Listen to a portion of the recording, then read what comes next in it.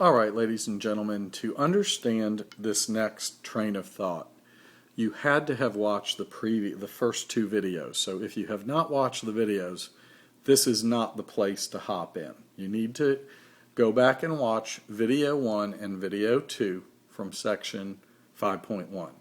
Now here's the continuation. Why did relation A have an inverse which was a function, yet relation B have an inverse which was not a function? Explain. Okay, here's the reason.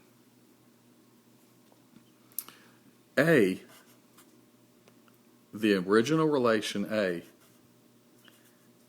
had no repeated y values. However, relation B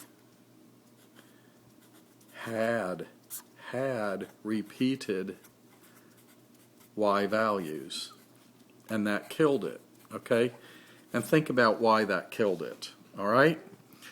If relation A had no repeated y values, all right, relation A was a function to start with, and it had no repeated y values. So that meant when I turned around the domain and the range, if there were no repeated y values in A, there were no repeated x values in A inverse.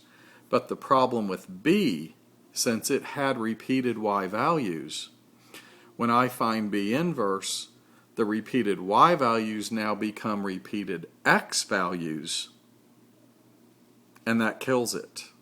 Okay? Let me give you another example, okay? Suppose I had B. Let me make up a new B. Let's say I had the ordered pair 1, 3, I had the ordered pair 2, 7, and I had the ordered pair 4, 3. I'm just making this up. Let's pretend this is B. Now, B, notice, it's a function because there's no repeated x value, and it is a function. But it does, however, have repeated y values. Well, look what happens when I form B inverse. This ordered pair would become 3, 1. This would become 7, 2. And this would become 3, 4. And now we're in trouble. 3, 1, and 3, 4 are trouble. 3 promises itself to 1. Next thing you know, 3 is out with 4. So, even though B is a function, B inverse is not a function. And the reason was because B had repeated y values. So, question. What kind of function has an inverse which is also going to be a function? Okay, this is important. What kind of function has an inverse which is also going to be a function? Okay, first of all, if it's a function, that automatically means that there were no repeated x values, correct? So it automatically, if it was a function, it had no repeated x values. But if I want its inverse to also be a function, what do I have to make sure of at the beginning? I also have to make sure there are no repeated y values.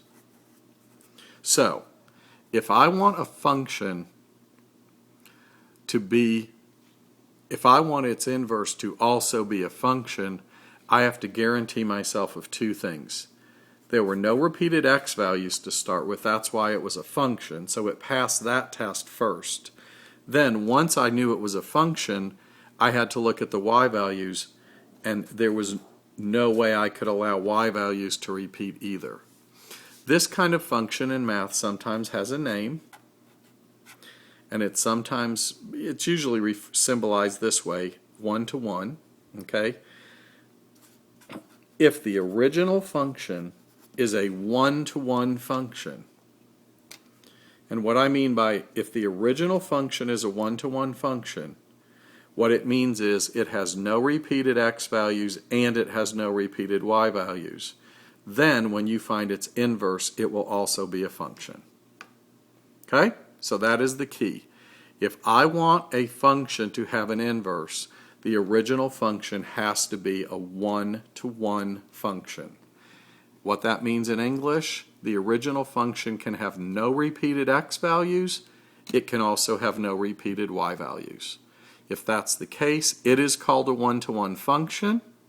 And when you find its inverse, it will also be a function.